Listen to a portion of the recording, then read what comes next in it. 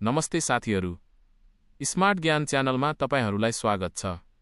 आज म तपाईहरूका लागि एउटा एकदमै महत्त्वपूर्ण र सबैले जान्नै पर्ने जानकारी लिएर आएको छु।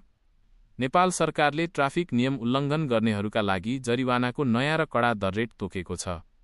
सचेत चालक सुरक्षित यात्रा भन्ने नाराका साथ ल्याइएको यो नयाँ नियम र जरिवाना रकम कति छ त? आउनुहोस् विस्तारमा जानौं। नयाँ ट्राफिक नियम र जरिवानाको सूची। 1. लाइसेन्स बिना सवारी साधन चलाएमा। यदि तपाईले सवारी चालक अनुमति पत्र, लाइसेन्स बिना गाडी वा बाइक चलाउनु भयो भने अब 15,000 रुपैयाँ जरिवाना लाग्नेछ। 2. सडकका ट्राफिक सङ्केत हटाए वा बिगारेमा, सडकमा राखिएका ट्राफिक साइनबोर्ड वा सङ्केतहरू बिगार्नेलाई 5,000 रुपैयाँ जरिवाना तोकिएको छ। 3. मादक पदार्थ सेवन मापासे गरी बाइक चलाएमा। यदि बाइक वा स्कुटर चलाउँदा मापासे गरेको भेटिएमा 25,000 रुपैयाँ जरिवाना लाग्नेछ। 4. मादक पदार्थ सेवन गरी ठूला सवारी साधन चलाएमा, बस, ट्रक जस्ता ठूला सवारी साधन मापासे गरेर चलाएमा 50,000 रुपैयाँसम्म भारी जरिवाना लाग्नेछ। 5. ओभर स्पिडमा 2 पाङ्ग्रे बाइक स्प्ल्याश स्कुटर चलाएमा, तोकिएको गतिभन्दा तीव्र गतिमा बाइक चलाएमा 25,000 रुपैयाँ जरिवाना हुनेछ। ओभर स्पिडमा ठूला सवारी साधन चलाएमा, ठूला गाडीहरू तीव्र गतिमा कुदाएमा 50,000 रुपैयाँ जरिवाना लाग्नेछ। 7. लेन अनुशासन पालना नगरी सवारी चलाएमा, जथाभावी लेन मिचेर गाडी वा बाइक कुदाएमा 10,000 रुपैयाँ जरिवाना तोकिएको छ। 8.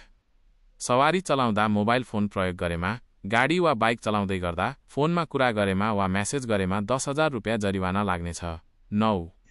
ट्राफिक सङ्केत पालना नगरेमा, ट्राफिक लाइट वा ट्राफिक प्रहरीको इशारा उल्लङ्घन गरेमा 5,000 रुपैयाँ जरिवाना हुनेछ। 10.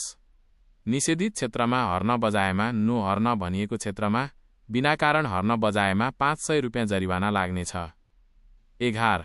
प्राविधिक अवस्था ठिक नभएको सवारी चलाएमा, कन्डिसन ठिक नभएको, धेरै धुवाँ फाल्ने वा बिग्रेको सवारी साधन चलाएमा 5,000 रुपैयाँ जरिवाना लाग्नेछ। 12. आवश्यक कागजात साथमा नराखी सवारी चलाएमा, ब्लुबुक वा आवश्यक कागजात साथमा नबोकी सवारी चलाएमा 1,000 रुपैयाँ जरिवाना लाग्नेछ। याद राखौं र पालना गरौं। भिडियोको अन्त्यमा म तपाईहरूलाई केही महत्त्वपूर्ण कुराहरू सम्झाउन चाहन्छु। हेलमेट लगाऊं, जीवन बचाऊं। सिट बेल्ट लगाऊं, सुरक्षित रहौं। गति नियन्त्रणमा राखौं, दुर्घटना घटाऊं। सवारी चलाउँदा मोबाइल प्रयोग नगरौं। मदिरा सेवन गरेर सवारी नचलाऊं। आफ्नो तथा अरूको जीवन सुरक्षित बनाऊं।